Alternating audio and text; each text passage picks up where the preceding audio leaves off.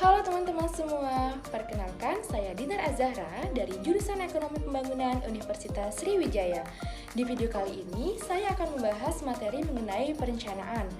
Nah, perencanaan merupakan suatu proses menentukan apa yang ingin dicapai di masa yang akan datang, serta menetapkan tahapan-tahapan yang dibutuhkan untuk mencapainya. Perencanaan ini bagian dari proses perubahan sosial. Perencanaan pada dasarnya adalah bagian dari intervensi publik oleh pemerintah atau institusi publik lainnya, guna mengatur masyarakat agar menjadi masyarakat yang lebih baik dan maju.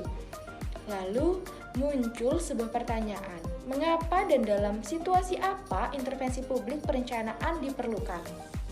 Nah, teman-teman tahu tidak mengapa harus adanya perencanaan? Ya, perencanaan sangat penting karena merupakan proses yang mendefinisikan tujuan yang ingin dicapai, mengevaluasi sumber daya yang tersedia, dan merumuskan rencana tindakan untuk mencapai tujuan tersebut. Berdasarkan teori perencanaan yang masuk ke dalam kelompok ilmu sosial, yakni perencanaan intervensi publik, sangat penting karena dapat membantu dalam memastikan bahwa sumber daya yang tersedia digunakan secara efektif dan efisien. Nah, hal ini dapat mempercepat pencapaian tujuan pembangunan yang telah ditetapkan. Contohnya di negara maju, misalnya seperti di negara Jepang. Nah, perencanaan yang dibuat adalah perencanaan pembangunan wilayah atau rencana wilayah.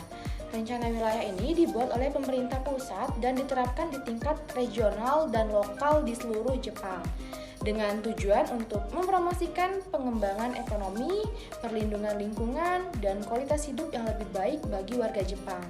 Rencana wilayah ini melibatkan partisipasi masyarakat, unsur-unsur lingkungan, sektor publik dan swasta untuk mencapai pembangunan yang berkelanjutan dan harmonis antara kepentingan ekonomi dan keberlangsungan lingkungan. Rencana wilayah juga mencakup strategi penyelesaian masalah regional tertentu termasuk penduduk, lahan, air, dan energi untuk mencapai pengembangan yang seimbang dan merata di seluruh wilayah Jepang. Kapan intervensi publik perencanaan diperlukan? Intervensi publik atau perencanaan seringkali diperlukan dalam berbagai situasi, antara lain: yang pertama, situasi pada saat krisis ekonomi. Intervensi publik diperlukan untuk membantu memulihkan ekonomi dari krisis. Langkah-langkah yang dapat diambil pemerintah meliputi kebijakan fiskal dan moneter, regulasi sektor keuangan, pelatihan keterampilan, dan program stimulus ekonomi.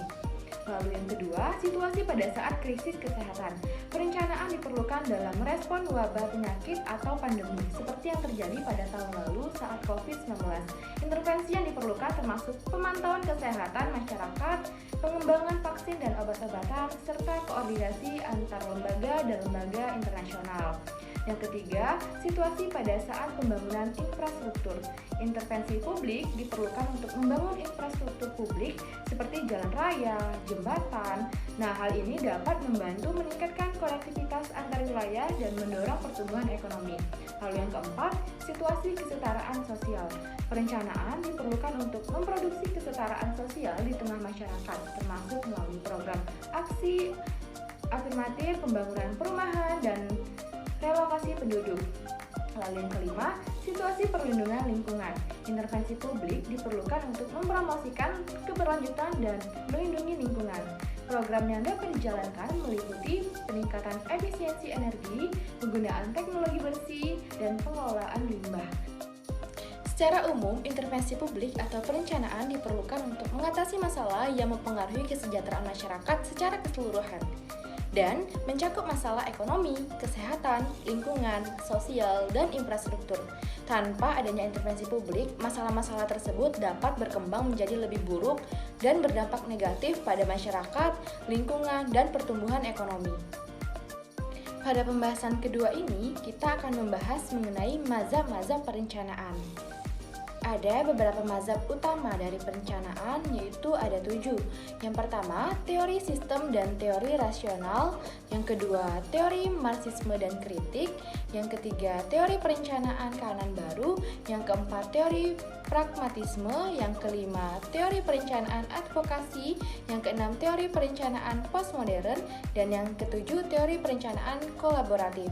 Nah, dari ketujuh perencanaan tersebut, saya akan menjelaskan perencanaan advokasi dan perencanaan postmodern. Yang pertama, perencanaan advokasi. Menurut Paul Davidoff, tahun 1965, yang merupakan seorang aktivis, pengacara, dan lulusan sekolah perencanaan, mendefinisikan perencanaan advokasi adalah metode yang diperlukan untuk mewakili kelompok berpenghasilan rendah dan minoritas yang tidak selalu sejajar dengan kelompok kaya dan berkuasa. Beliau menilai bahwa perencanaan tidak hanya sekedar kajian masalah teknis, tetapi juga masalah keadilan sosial. Davidoff mengajukan kepada perencana untuk memberikan layanan pada kelompok masyarakat lemah atau tidak terwakili. Contohnya, akses ke pelayanan kesehatan dan obat-obatan.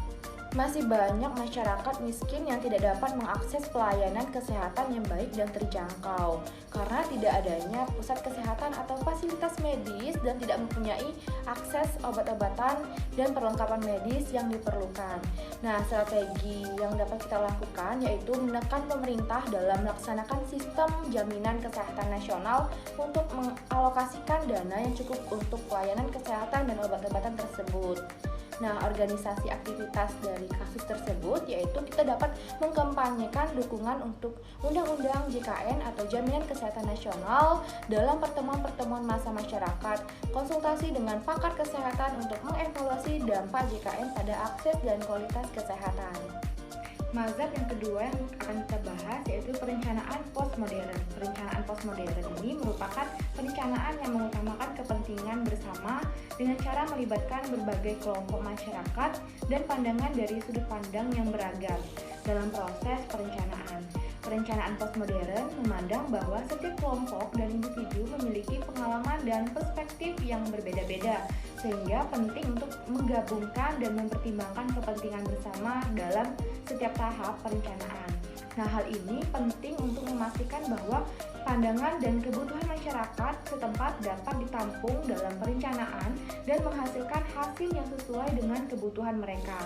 Contohnya, di suatu negara ada program perumahan sosial di Singapura contohnya. Nah, program perumahan tersebut mengintegrasikan konsep keberlanjutan lingkungan, partisipasi masyarakat, dan kesetiakawanan sosial dalam perencanaannya. Singapura menghadapi tantangan perumahan yang besar pada tahun 1960-an, di mana sebagian besar penduduk tinggal di dalam kondisi yang kurang layak. Pemerintah kemudian mengambil tindakan dalam program Housing Development Board atau HDB untuk memberikan tempat tinggal yang terjangkau, berkualitas, dan berkelanjutan bagi seluruh warga Singapura.